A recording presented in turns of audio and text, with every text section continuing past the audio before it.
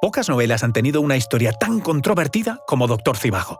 Comenzó como la obra más personal de Boris Pasternak y terminó convirtiéndose en arma durante la Guerra Fría.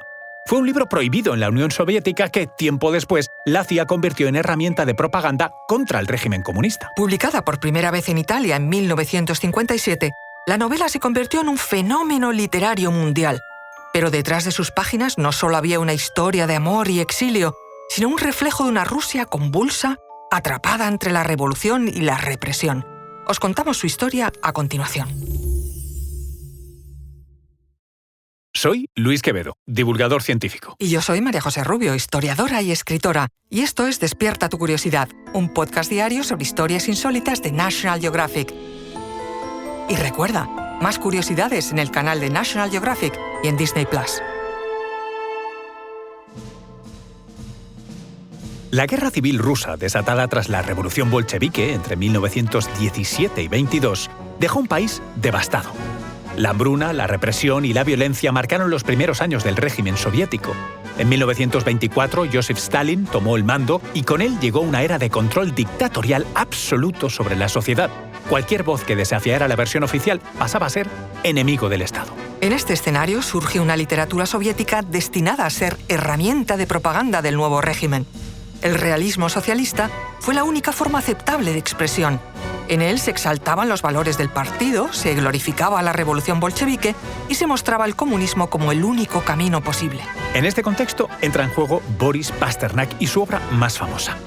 Pasternak nació en 1890, en Moscú, en el seno de una familia ilustrada. Su padre, Leonid Pasternak, era un reconocido pintor de las ilustraciones de novelas de Tolstoy.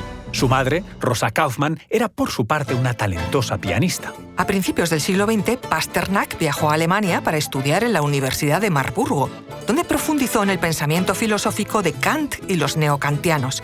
Sin embargo, su verdadera vocación estaba en la poesía.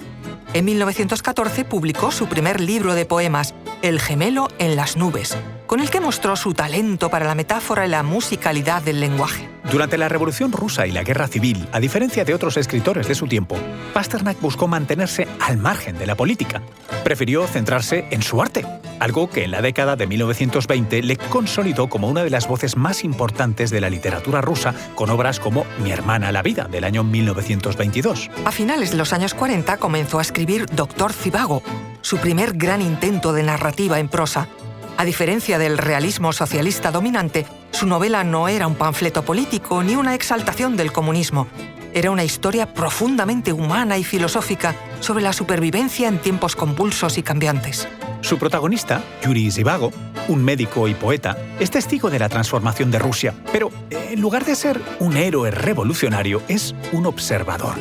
Alguien que trata de encontrar su lugar en un mundo cada vez más incontrolable. Cuando Pasternak terminó la novela en 1956, entregó el manuscrito a la editorial estatal soviética. La respuesta fue inmediata. Dr. Zhivago era incompatible con los principios del realismo socialista, pero el escritor no estaba dispuesto a que su obra quedara enterrada. Con ese objetivo, el primer editor que publicó la novela fue el italiano Gian Giacomo Feltrinelli, un comunista convencido que, paradójicamente, desafió a sus propios aliados ideológicos. Con una copia del manuscrito en la mano y la insistencia de Pasternak como motivación, decidió publicarla en 1957 en Italia. La reacción del gobierno soviético no tardó en llegar. Presionó a Feltrinelli para que desistiera, pero el éxito fue arrollador. Dr. Zhivago fue traducida a múltiples idiomas y terminó captando la atención de la CIA, que vio en la obra un arma perfecta para la Guerra Fría. La agencia de inteligencia estadounidense imprimió ediciones en ruso y las hizo circular clandestinamente en territorio soviético. Fue entregada en ferias internacionales del libro, en las fronteras, a diplomáticos. La idea era hacerlas llegar al público ruso. El golpe final llegaría en 1958, cuando Pasternak fue galardonado con el Premio Nobel de Literatura. Para el régimen soviético aquello fue una humillación pública. Se lanzó una campaña feroz contra el escritor, que fue obligado a rechazar el premio bajo amenaza de represalias. Aislado y vigilado, Pasternak pasó sus últimos años en Moscú sin poder disfrutar del reconocimiento de su obra. Murió en 1960 sin haber visto publicada su novela en su propio país. Más allá del impacto político o literario, Dr. Zhivago también dejó una huella en el cine y la cultura popular. La adaptación más famosa de la novela fue la película homónima de 1965, dirigida por David Lean, que convirtió la historia de Yuri Zhivago en un fenómeno global. Respecto al propio Pasternak, su figura fue poco a poco rehabilitada simbólicamente. No fue hasta 1989 cuando su hijo, Yevgeny Pasternak, pudo viajar a Estocolmo y aceptar el premio Nobel en su nombre, cerrando así un capítulo de injusticia histórica.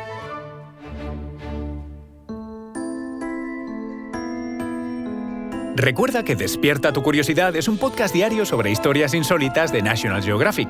Disfruta de más curiosidades en el canal de National Geographic y en Disney+. Y no olvides compartir el podcast si has disfrutado con nuestras historias.